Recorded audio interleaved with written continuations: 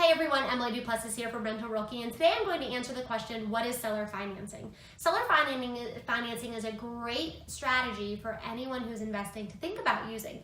And really, what it is that when a seller is selling the property, as a buyer, you could approach them and ask them if they're interested in seller financing. And what that looks like is instead of going to a bank maybe and getting a loan through a bank or paying in all cash for a property, basically what happens is that seller kind of acts like the bank for you. So essentially you negotiate terms with the seller. No banks involved, no loans involved. So you all, as the seller and the buyer, you may negotiate, putting 10% down on the property. You may negotiate a 5% interest rate. And basically what will happen is the seller will hold the note to the property and you will make your monthly payments to the seller. And so there are a lot of pros and cons to using seller financing for both parties.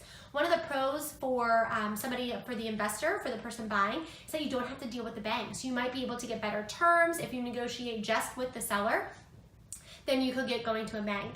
Another pro of using seller financing as for the investor is that it won't count toward your number of properties with a bank that you have on financing, because a lot of banks will only allow you to have so many rental properties finance, and you'll start to run into barriers around 4, then it starts to get really hard, and you might be able to find some banks maybe up to 10, and that's changing, that changes, and so you have to look into that, but you run into issues with having too many loans on too many properties. So that's definitely another pro for the investor, and there are pros for it for the seller.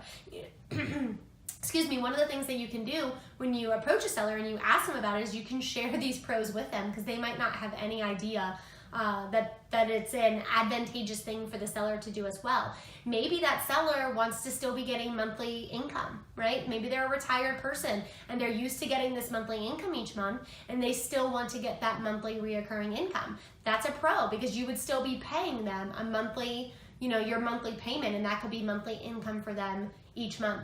Another pro for the seller that you could approach them with is that maybe you pay them half in cash, and then maybe you only finance half of it with them. And so for them, the less lump sum of cash they're getting, perhaps maybe less capital gains tax that they have to pay. Because if this is a true investment property for them, then they're going to have to pay some kind of gains tax on it. And so it might be a way for them to be able to get a lump sum of cash and selling the property without having to pay a capital gains tax on the entire sale price of the property. So, there are pros for both the buyer and the seller when it comes to seller financing. But again, it's just this idea that the seller acts as the bank. They hold the note, you negotiate terms directly with the seller, and you are paying the seller every month for that monthly payment.